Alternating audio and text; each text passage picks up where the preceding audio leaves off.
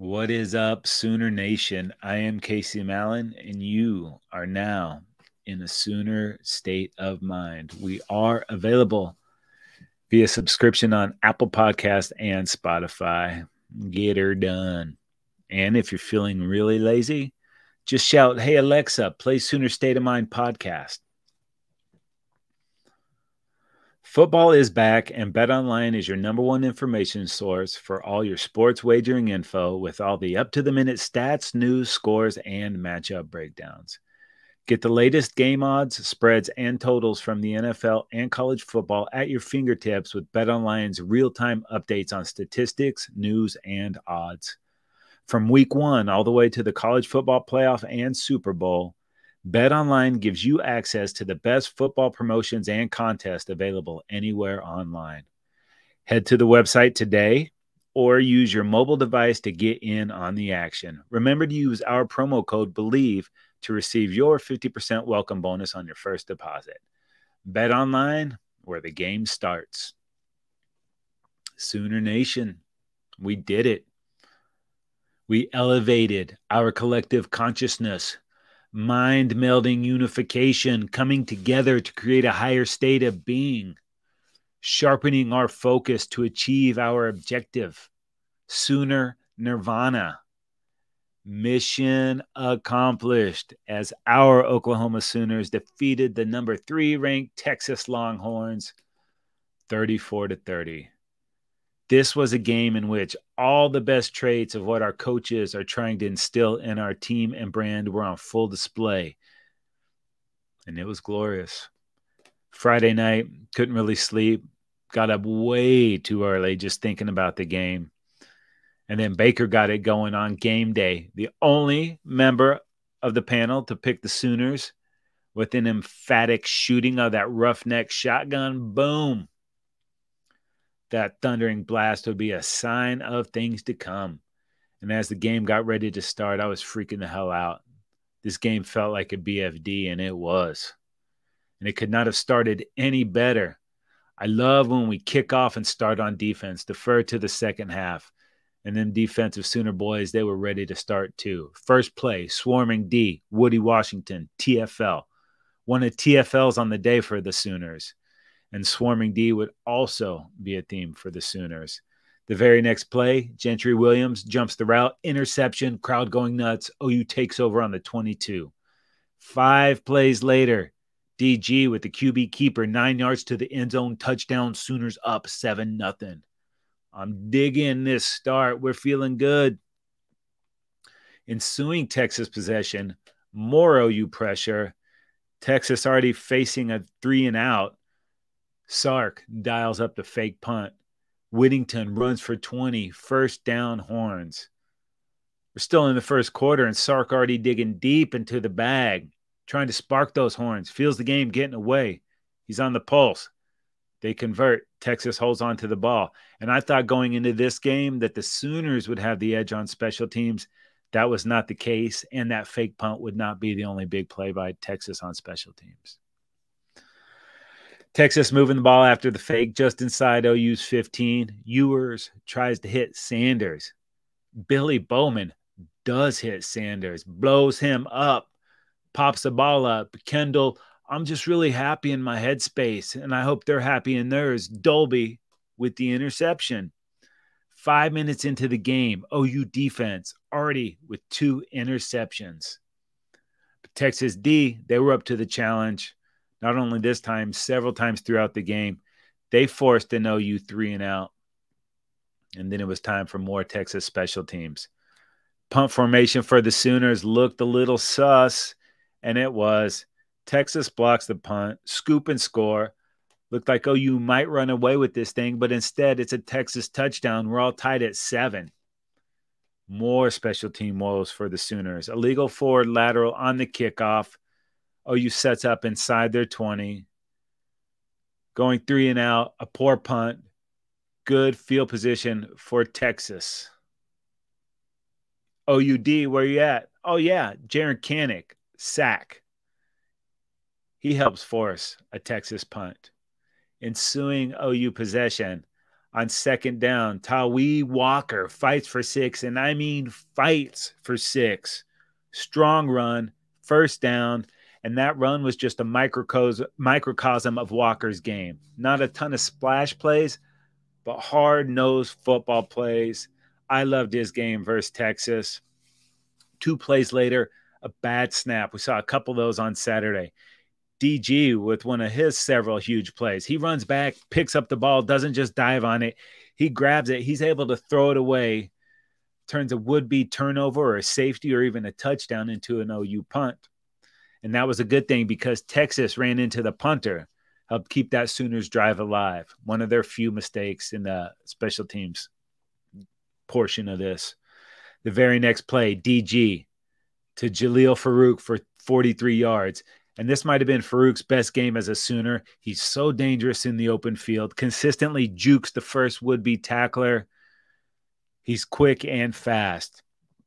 Now, unfortunately, that drive would stall inside the Texas 10. OU settles for 3. Already a game of such extreme highs and lows. I feel like I've aged 10 years and we're still in the first quarter. This game is going to be full of stress, but I am here for it.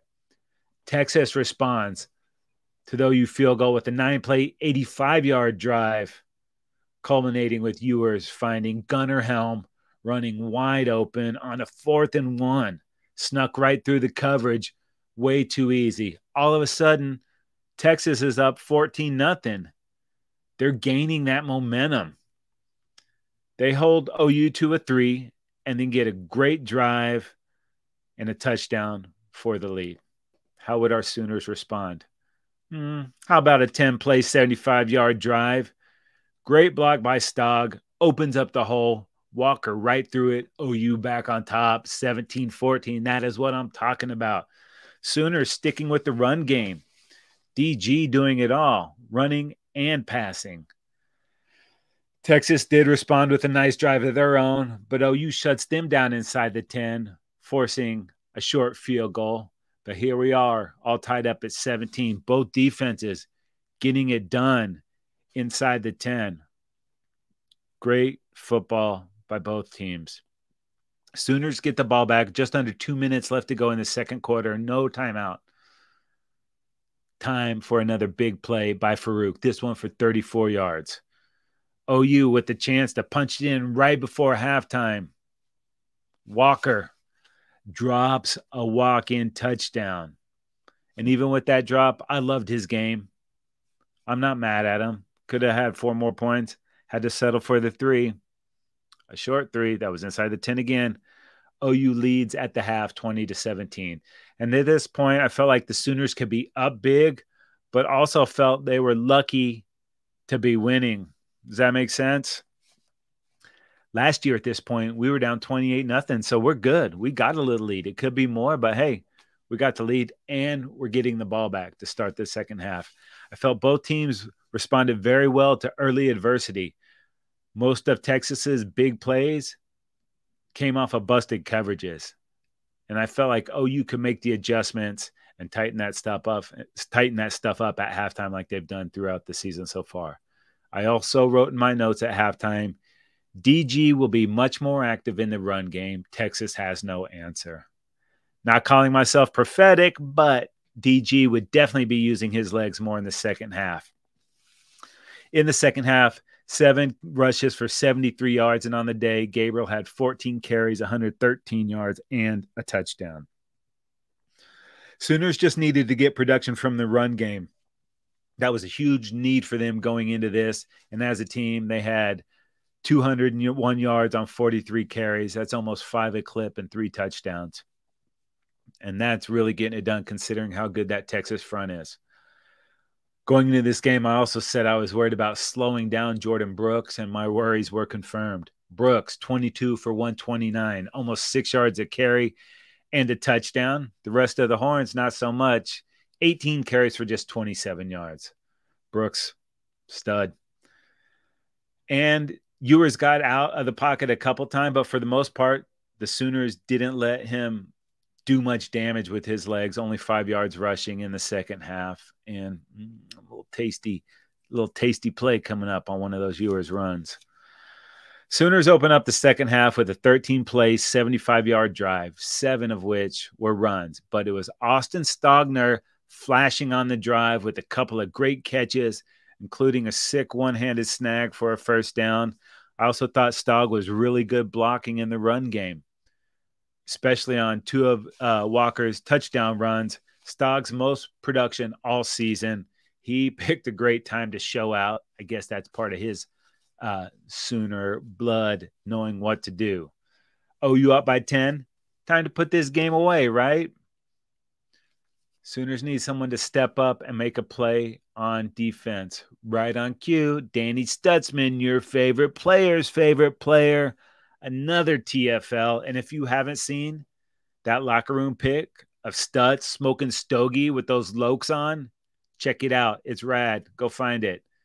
Did you know that when Danny Stutzman walks into a room, he doesn't turn the lights on. He turns the dark off. Sooner defense doing work. Get up and get down with the sickness. Bah, bah, bah, bah, bah. Ethan Downs, a sack, 1 of 2 on the day. He also had 2 TFLs. Sooner D, another huge play coming. 3rd and 11.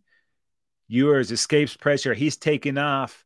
It was then that he met 5-star freshman safety Peyton Bowen. That's supposed to be my Morgan Freeman. Bowen proceeds to blow Evers up. Forced a fumble. Gentry Williams on the spot as always. OU takes over at midfield. Bowen and Williams, these cats making game-changing plays every week. Love what I'm seeing out of these guys. So can we finally put these dirty horns away? Nope. The answer was no. Texas D holding strong again. Forced OU to punt, and this one really felt like a lost opportunity to really get some distance in this game. And it was. Texas responded. 10-play, 67-yard drive. OU does hold them to 3, but that 10-point lead now down to 7, and now I'm feeling a little squirmy. I like the comfort of a 2-score lead, but as long as these Sooners respond, we're good. Well, 4th and 1 coming up for the Sooners at the Texas 48. BV decides to go. Dillon Gabriel, his pass, he hurt it just a little bit behind Stoops, incomplete. Texas taking over on downs, grabbing that momentum, taking control of the game. I'm not feeling stoked like I was. All the feel-good's dissipating. It's now the 4th quarter, and we're in a 1-score game. Ewers to Jordan Whittington for 28. What? Texas, 1st and goal from the Sooners 1. It's slipping away. Or is it?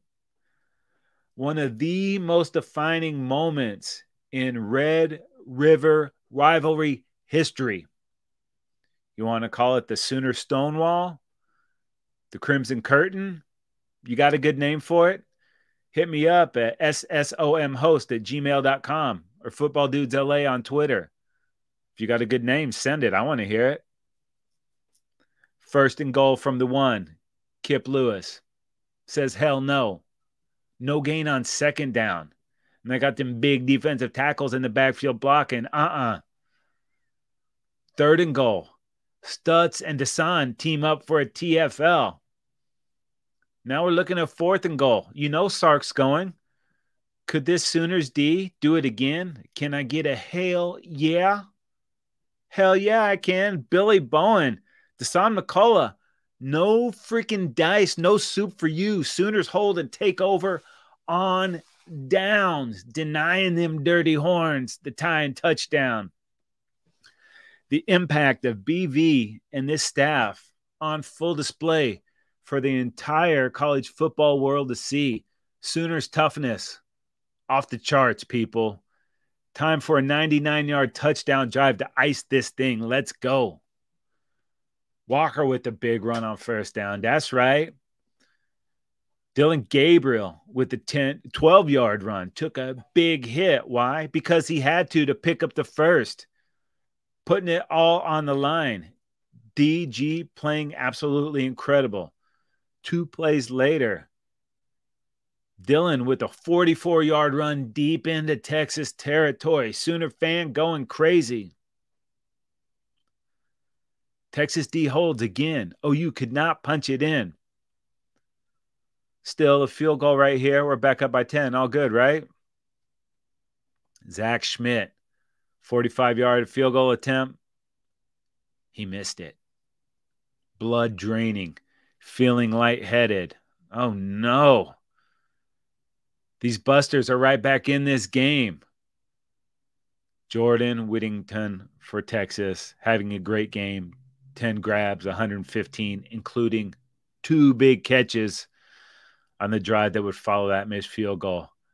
But it was Jonathan Brooks. 29-yard touchdown run. All tied up at 27. Horns losing their mind. Sooners losing their minds in a bad way. Texas kept fighting all day, and now they're back in this thing. Just over 6 minutes left in the game. OU must respond. Texas D holds again. It's a 3-and-out. OU punting. They give the Horns that ball at their own 13, less than 5 minutes to go. Late in this game, Texas star players showing up big. Worthy, Mitchell, Brooks, all making plays. Texas driving, milking the clock. Horns 1st and 10 at the OU 35. Jacob Lacey comes up with a big sack for the Sooners. Setting up a 3rd and 10. Brooks runs for 6. Sark thinking about going for it. Pick up that first, run the clock all the way down, kick the game winner, done. Decides not to gamble. Let Sideshow Bob come in there and hit the field goal. He thinks it's a game-winning field goal. Half the stadium does. Probably the majority of the country does. UT up 30-27.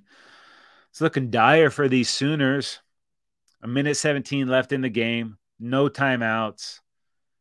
But as Texas would soon find out, you don't need timeouts when it's dime time, baby. Who wants it? Who's got guts? Drake Stoops, that's who. 2 grabs for 39 yards, 4 for 55 on the day. Who's got guts? Jaleel Farouk, that's who. 16-yard reception, 5 for 130 on the day. Sooners now 1st and 10 at the UT 20. 47 seconds left in the game. This game is almost over, and we've still not heard from Nick Anderson until now. Number 4 draws a PI on Texas, and if he doesn't interfere, Anderson cruises into the end zone. The irony of that penalty, though, had Anderson just scored, Texas would have had more time for when they got the ball back. Cheaters never win. That penalty set up a 1st and goal at the 6. 2 plays later, UT defense swarming, pressure collapsing the pocket. DG hangs tough, finds Nick Anderson wide open in the back of the end zone. Touchdown, Oklahoma. Freaking out, dropping F-bombs. My kid's yelling at me. My dog's barking. I don't care. OU's up, and if you're only going to have 1 catch in the game, make sure it's the game-winning touchdown to rip your opponent's heart out. I told you Mr. Anderson was going to be a problem. Got the big PI call and then the bigger game-winning touchdown. Bloodline, he's got that OU DNA built in. Texas moves the ball out to the OU 40. 1 Hail Mary. Key Lawrence knocks it down. Not today, Satan. Not today. You know what else was confirmed today? Burnt orange is ugly AF. And what else can you say about this OU defense? 5 sacks on the day. 8 different players with a TFL. 10 of those bad boys on the day. 2 interceptions. 1 forced fumble. 22 different defensive players getting on the field. The competitive depth on this team is undeniable. Stacked with talent. Not just players, not just Jags, impactful players with a monster 2024 recruiting class soon to arrive. It's really starting to look like if you want to get your shots in on this OU team, last year was the time to do it.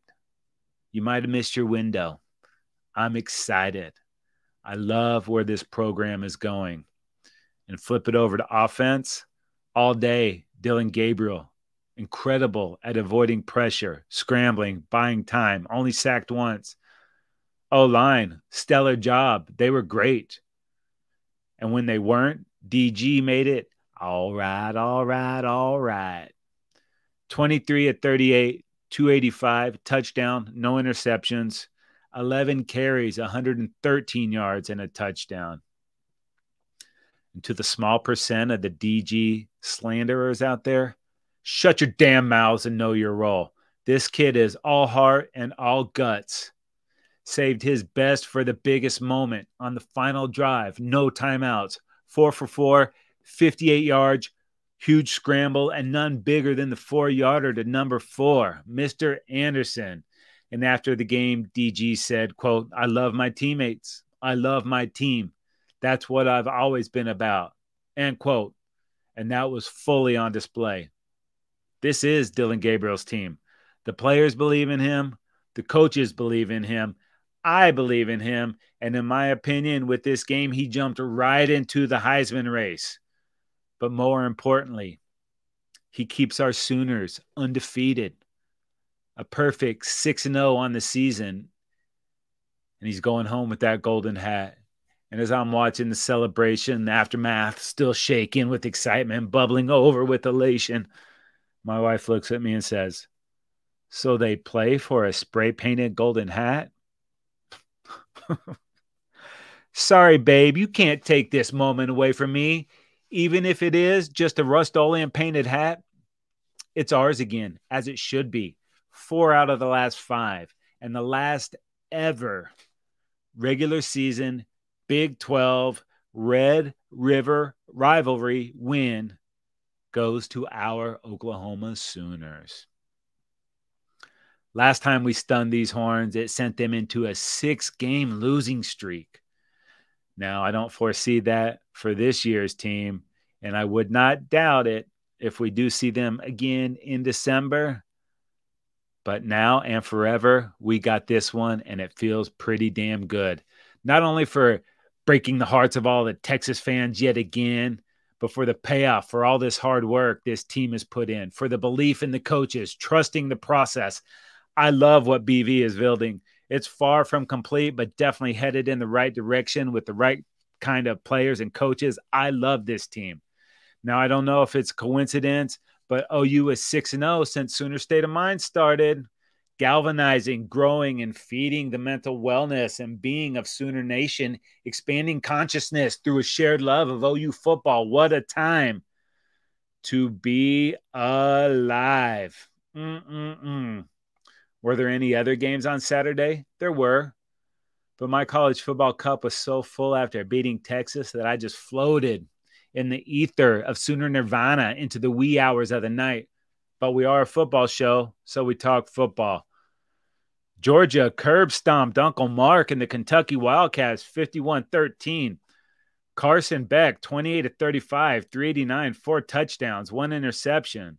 Dogs hold the Cats to just 55 yards rushing. Louisville defends the nest, shook up the world, beating Notre Dame 33-20. We wondered what the Irish could have left in the tank after back-to-back soul-draining games. They looked gassed on Saturday. And that Louisville defense was something else. Hartman, no interceptions coming to the game, 3 on the night. Irish, 28 carries for just 44 yards. Jack Plummer, not great for the card. 17-24, 175 and a touchdown. No interceptions. We said he needed to keep it clean, and he did. The Lou baby 6-0 with a tough game at Pitt, then hosting Duke. But for now, first place in the ACC. Congratulations, Daryl. Alabama at A&M. Bama wins 26-20, and the rumors of the Emperor's demise were greatly exaggerated. As bad as Bama looked early, they're rounding into form with everything they want to accomplish still right in front of them. Revenge of the Sith in real time. Jalen Milroe Our little baby Anakin's growing up, 21 to 33, 321, 3 touchdowns, interception. A&M and Bama combined for 90 yards on 66 carries. What are you talking about? 66 carries, 90 yards? Well, dang old Jimbo, back to the drawing board. LSU at Mizzou. LSU wins 49-39. They started slow, but Jaden Daniels is still Jaden Daniels. 15 to 21, 259, 3 touchdowns, 15 carries, 130 yards, and a touchdown. Wow. But it was Major Burns with the late pick 6 to seal the deal. Excellent. Sooner Nation, we've got the week off. OU heading into the bye, a perfect 6-0. Time for some R&R. And as my main man, McGruber says, ramming and rimming. JK, it's time to rest up, recharge, and refocus. As BV said, they don't give out trophies for being 5-0 or 6-0. Lots of work still left to do. Trying to line up a very special guest for next week, so hopefully that comes into fruition. Sooner Nation, send me some good energy and I will reciprocate. Head on over to believe.com, BLEAV.com. Go to shows, type in Sooner State of Mind. You are locked. Ton of great content, every team, every topic, everywhere. Believe.com. If you want to watch Sooner State of Mind, head on over to YouTube, search the Football Dudes. You will find us. Sooner State of Mind is brought to you by Bet Online. My name is Casey Mallon. I'm in a Sooner State of Mind. Have a great week.